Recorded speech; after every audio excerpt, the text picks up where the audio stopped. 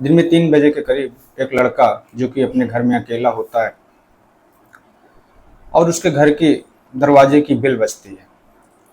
और जिस समय उसके घर के दरवाजे की बेल बजती है, उस बेल की आवाज़ को सुन करके वो जैसे ही घर के मेन गेट के पास में पहुंचता है और दरवाजे को खोलता है, और जैसे ही वो दरवाज़ा खोलता है उस दरवाजे के सामने एक बहुत ही खूबसूरत औरत खड़ी होती है। और जैसे ही वो लड़का उस औरत को देखता है तो एक बार उसे देखता ही रह जाता है। और कुछ देर के बाद जैसे ही उसकी आंखें नींद से जैसे खुलती हैं, तब वो अचानक से बोलता है कि मैम आप कौन?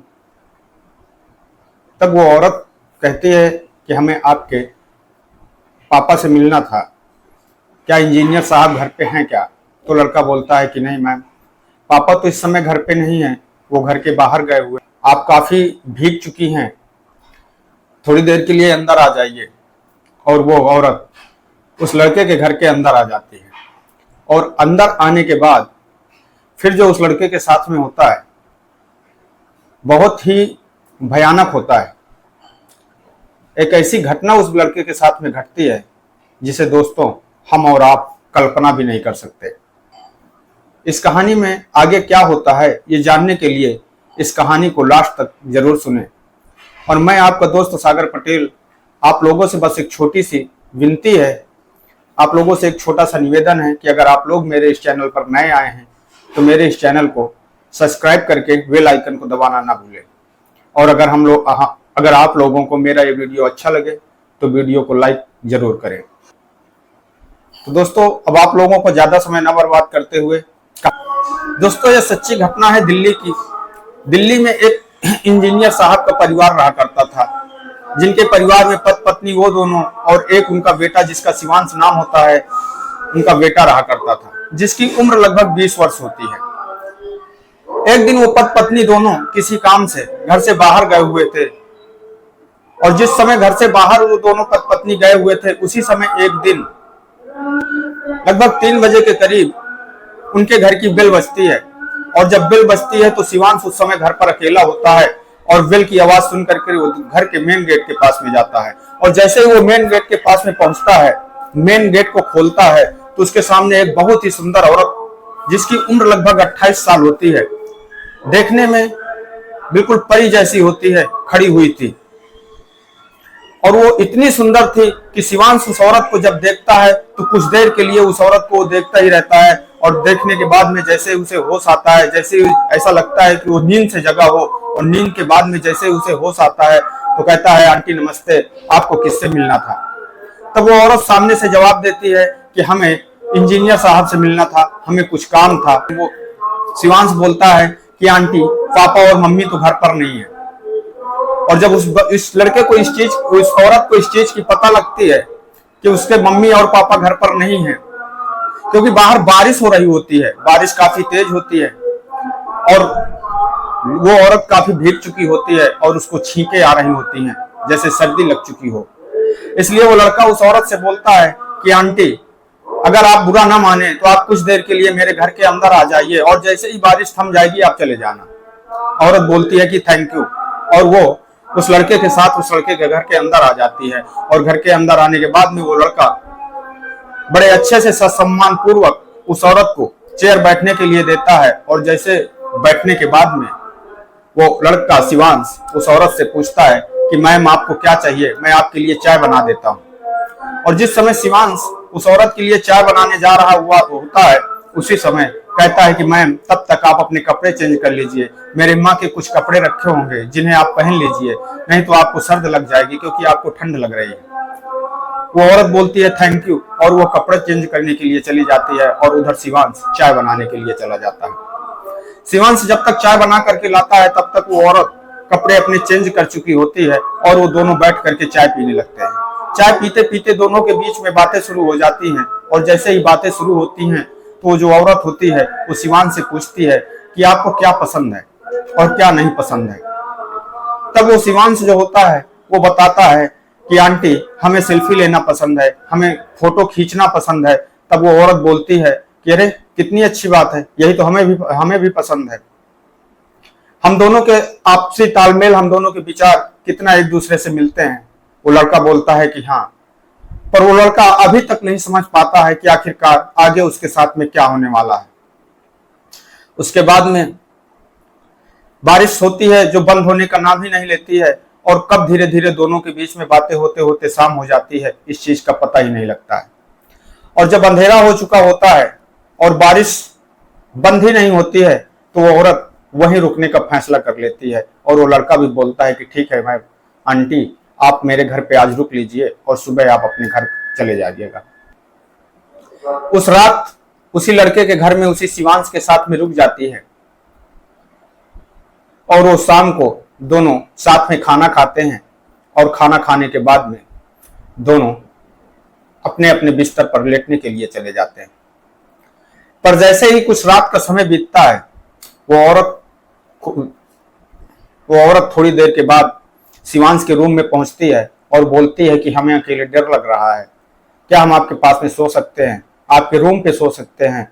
तो शिवांश बोलता है कि ठीक है आंटी, अगर आपको डर लग रहा है तो आप यहाँ आकर के लेट जाइए और यहीं पर सो जाइए। वो औरत उस शिवांश के साथ में सो जाती है, और सोने के बाद में रात में उन दोनों के बीच में संबंध बन जाते हैं। और जब संबंध बन जाते हैं और सुबह होती है, ये चीज शिवांश को पता ही नहीं लगती के बीच में संबंध बन जाते हैं।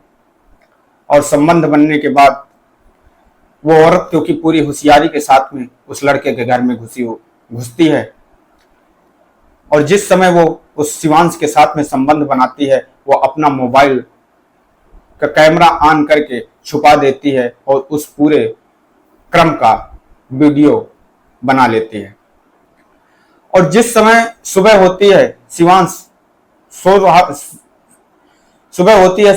रहा होता है, और वो औरत जगती है। जगने के बाद में अपने कपड़े पहनती है, और कपड़े पहनने के बाद में पूरी तरह से तैयार हो जाती है। और तैयार होने के बाद में सुबह करीब 9 बजे वो शिवांश को जगाती है और बोलती है कि गुड मॉर्निंग। और शिवांश की जैसे ही आंखें खुलती हैं, बोलता है आंटी गुड मॉर्निंग। जो भी हम लोगों के बीच में हुआ है उसके लिए हम आपसे माफी मांगते हैं, हमें ऐसा नहीं करना चाहिए। तो औरत बोलती है कि क्या हुआ है, कुछ नहीं हुआ है, जो हुआ है वो सब ठीक हुआ है। तो लड़का बोलता है कि ठीक है आंटी, अब आप ऐसा करिए कि जल्दी से आप मेरे घर से चले जाइए, क्योंकि मेरे मम्मी पापा आ रहे होंगे। तो वो औरत उस लड़के से बोलती है, शिवांश से बोलती है कि हम तुरंत चले जाएंगे, पर हमें हमारा हिस्सा दे दीजिए। तब लड़का एक तरह से उसका सर चकरा जाता है कि हिस्सा, किस चीज का हिस्सा। वो समझ नहीं पाता कि आखिरकार ये औरत हमसे किस चीज का हिस्सा मांग रही है। तब वो औरत उस लड़के से कहती है कि जो तुमने रात में समय हमारे साथ में बिताया है, जो समय आपने हमारे साथ में बिताया है, उसका हमें हमारा हिस्सा चाहिए। हमें ज्यादा कुछ नहीं, आपसे 50,000 रुपए चाहिए। वो लड़का अपना सर पीटने लगता है और रोने लगता है, बोलता है कि मैम हमारे पास में 50,000 रुपए कहाँ हैं, हम कहाँ से लाएंगे 50,000 रुपए। तब वो औरत बोलती है कि हमें इन सब चीजों से कोई मतलब नहीं है, हमें 50,000 रुपए आपसे चाहिए तो चाहिए। लड़का बहुत परेशान होता है, वो घर में जा करके अपने मम्मी पापा का पूरा लॉकर ढूंढता है, पर उसे 50,000 रुपए नहीं मिलते। और उसे एक चेक मिलती है, अपने पापा की साइन की हुई एक चेक मिलती है, और उस चेक को ले करके वो लड़का उस औरत के पास में पहुंचता है, उस औरत के सामने रखता है और बोलता है कि मैम ये चेक ले लीजिए और जितनी जल्दी हो सके आप मेरे घर से चले जाइए। पर वो औरत उस चेक को लेने के लिए तैयार नहीं होती, बोलती कि अभी आपके पास में समय है, ये चेक लेकर के आप बैंक चले जाइए और वहां से कैश लेकर के आइए, और कैश ही हमें चाहिए। वो लड़का तुरंत जल्दी बैंक जाता है और बैंक से कैश लेकर के आता है। पर जब तक वो कैश लेकर के आता है, इधर वो जो औरत होती है, वो औरत उसके मम्मी के पूरे गहने भी समेट चुकी होती है और समेट के अपने बैग में भर चुकी होती है। वो लड़का आता है, उस औरत को कैश देता है, और कैश देने के बाद में कैश लेती है, और जब जाने लगती है तो लड़का बोलता है कि मैम अब वो वीडियो तो डिलीट कर दीजिए। तो वो औरत उसके सामने एक वीडियो डिलीट कर देती है और बोलती है कि ठीक है। लड़का भी सोचता है कि चलिए ठीक है, जो हुआ अभी तक हुआ। वो अपने किए पे बहुत पछता रहा होता है, पर फिर भी सोचता है कि चलिए अब भी ठीक है, जो हुआ इतना हुआ। अब क्योंकि वो कर भी क्या सकता था, और वो औरत चली जा चुकी होती है, उसके घर से जा चुकी होती है। और जिस समय वो औरत उसके घर से जा चुकी होती है, उसके बाद में वो लड़का अपने घर के जब बिस्तर सही कर रहा होता है, तो अपने मम्मी के रूम पे जाता है, तो जो देखता है उसकी निगाहें फटी का फटी रह जाती हैं, क्योंकि उसके मम्मी के लाकर से जितना भी सामान, उसके मम्मी के गहने, मंगलसूत्र वगैरह जितनी भी चीजें होती हैं, वो औरत सारी चीजों को लेकर के रफू चक्कर हो चुकी होती है।